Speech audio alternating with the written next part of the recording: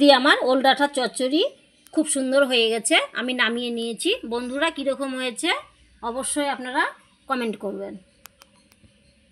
দেখুন আজকে নতুনত্ব একটা রান্না করব ওল ডাঁটা। দেখুন আমার বাড়িতে কত সুন্দর একটা ওলের গাছ হয়েছে। এই ওলের গাছটা আমি কেটে নেব, তারপরে আমি রান্না করব।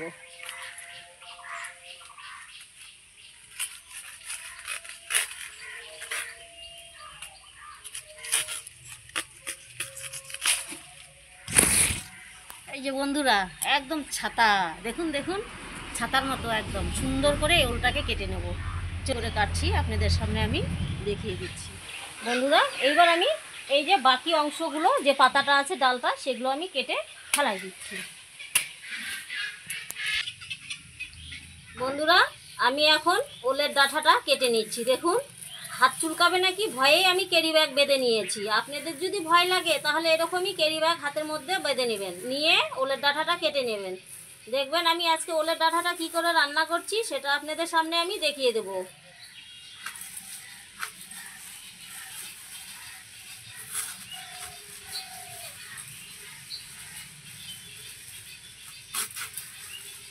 হাত চুলকাবে বলে ভয় লাগছে, কিন্তু খেতে খুব ভালো, দুর্দান্ত লাগে। কিন্তু ভয়ে কি করব, ভয়ের জন্য আমি আগে ক্যারি ব্যাগে কেটে নিয়ে দেখুন, এই দেখুন কীরকম করে কেটে নিয়েছি, পিস পিস করে সুন্দর করে লম্বা করে। এইভাবে ডাঁটাগুলো আমি এক এক করে কেটে নেব। এই দেখুন বন্ধুরা ওলের ডাঁটাগুলো আমার খুব সুন্দর করে কাটা হয়ে গেছে। আমি সব ডাঁটাগুলো কেটে নিয়েছি, দেখুন ঢাকার মধ্যে দেখছেন। আর এখন আমি এইভাবে লবণের মধ্যে দিয়ে একটু, এই যে সঙ্গে একটু 2 চামচ লবণ নিয়েছি, এই লবণের মধ্যে আমি ওল ডাঁটাটা ভালো করে মিশিয়ে নেব। এটা থেকে একটু জল বেরিয়ে যাবে, সেই জলটাকে আমি ফেলে দেব। এই দেখুন হাত দিয়ে ভালো করে লবণের মধ্যে আমি মেখে নিচ্ছি।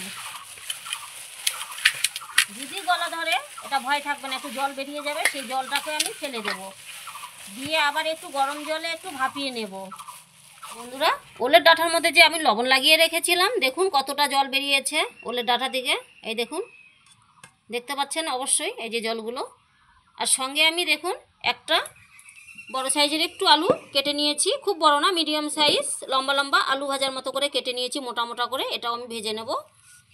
আর সঙ্গে নিয়েছি লঙ্কা, এইদিকে আমি 1.5 চামচ নিয়েছি সর্ষা, 1/2 চামচ নিয়েছি জিরে, আর একটা বড় সাইজের রসুন ছিলে নিয়েছি। এইটা আমি সব দিয়ে এটা বেটে নেব। বন্ধুরা এই দেখুন লবণ দিয়ে যে ওলের ডাঁটাটা আমি মেখে রেখেছিলাম, জল বেরিয়েছে, জলগুলো সম্পূর্ণ ফেলে দিচ্ছি আমি। দিয়ে খুব সুন্দর করে আমি ওলের ডাঁটাটাকে আবারও ভালো করে ধুয়ে নিচ্ছি। এইবার একটু গরম জল করে এর মধ্যে এটা একটু ভাপিয়ে নেব।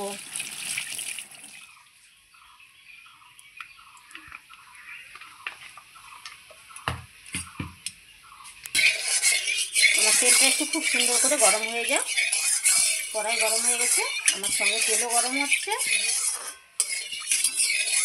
খুব সুন্দর গরম হয়ে গেছে। দিয়ে দিচ্ছি কয়েকটা মেথি দানা ফোড়নে। এটা একটু নাড়চাড় করে নিচ্ছি। নিয়ে এইবার আমি ভেজে রাখা আলুগুলো ছেড়ে দিচ্ছি ভাজার জন্য লবণ। সঙ্গে দিয়ে দিচ্ছি একটু হলুদ গুঁড়ো। আলুটা আমি খুব সুন্দর লাল লাল করে ভেজে নেব। বন্ধুরা আমার জল ফুটে গেছে, এইদিকে আমি 2 চামচ লবণ দিয়ে দিচ্ছি।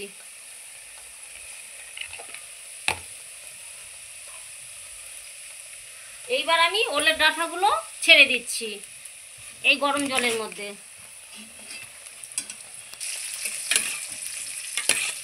এই যে বন্ধুরা গরম জলের মধ্যে আমি নাড়চাড় ভালো করে করে দিচ্ছি। লবণ আছে, 5 মিনিট আমি সেদ্ধ করে নেব।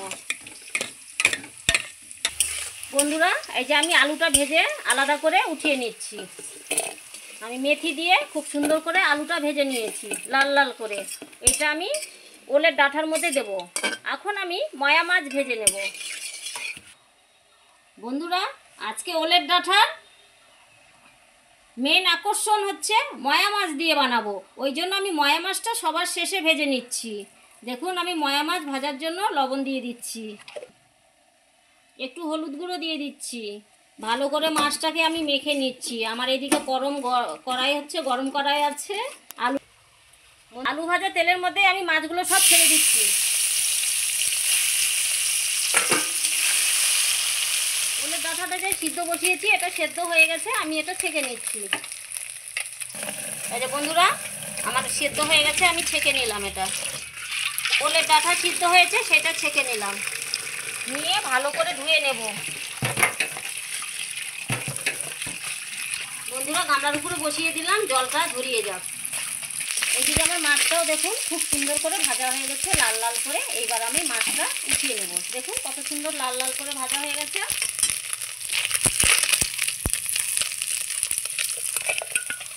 আমি আলু ভাজার পাত্রের মধ্যেই মাছটা এক সাইডে উঠিয়ে নিলাম। ওলের ডাঁটাটা খুব সুন্দর করে ভেজে নেব। এই ওলের ডাঁটাগুলো ছেড়ে দিচ্ছি। এই দেখুন তেল দিয়ে দেবো। এই তেলেই তো আমাকে রান্নাটা করতে হবে, আমি একবারেই তেলটা দিয়ে দিচ্ছি।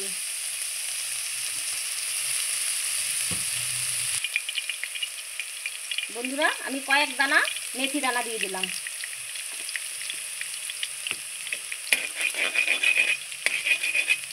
পরিমাণ লবণ দিয়ে দিচ্ছি, কারণ হচ্ছে লবণ তো আমি সেদ্ধ করার সময় দিয়েছি, মেখে একটু দিয়েছিলাম। ওল ডাঁটার মধ্যে আলু ভাজাতে লবণ আছে, সেই জন্যই আমি একটু পরিমাণ লবণ দিয়েছি। আপনাদের যদি মনে হয় একটু চেক করে নিয়ে পরে লবণ দিতে পারবেন। একটু হলুদ গুঁড়ো সঙ্গে দিয়ে দিচ্ছি, দিয়ে আবারও আমি ওলের ডাঁটাটা খুব ভালো করে লাল লাল করে ভেজে নেব। দেখুন ওলের ডাঁটাটা আমি কি সুন্দর লাল লাল করে ভেজে নিয়েছি তেলের মধ্যে। এইবার আমি বেটে রাখা মশলাটা দিয়ে দেবো।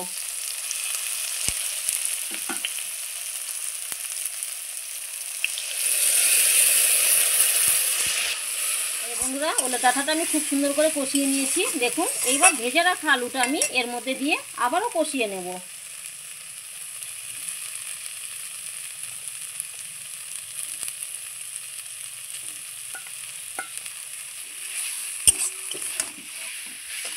মশলাটার সঙ্গে আলুটা একটু নাড়াচাড়া করে একটু পরিমাণ জল দিয়ে দিচ্ছি আমি। আবারও ভালো করে আমি কষিয়ে নেব। তাতে আমার কি হবে, আলুটা খুব সুন্দর করে সেদ্ধ হয়ে যাবে। বন্ধুরা আমার কষানো হয়ে গেছে, দেখুন অল্প পরিমাণে জল দিয়ে দেবো। ময়া মাছটা এখন আমি এর মধ্যে দিয়ে সেদ্ধ করে নেব। এই দেখুন এই জলেই আমি এখন মাছটা একটু ফুটে গেলেই মাছটা ছেড়ে দেবো। আমার তরকারিটা ফুটে গেছে, কত সুন্দর তেল ছেড়ে উঠছে। উপর থেকে আমি ময়া মাছগুলো দিয়ে দিচ্ছি, কত সুন্দর তেল বেরিয়ে গেছে। এই মাছটা ছেড়ে হালকা হাতে নেড়ে নিচ্ছি যেন মাছটা না ভেঙে যায়। বন্ধুরা আমার ময়া মাছ দিয়ে ওল ডাঁটা চচ্চড়ি খুব সুন্দর করে হয়ে গেছে। দেখুন আমি নামানোর আগে একটু মিষ্টি দিয়ে দেবো, একটু পরিমাণ মিষ্টি দিয়ে দিলাম আমি।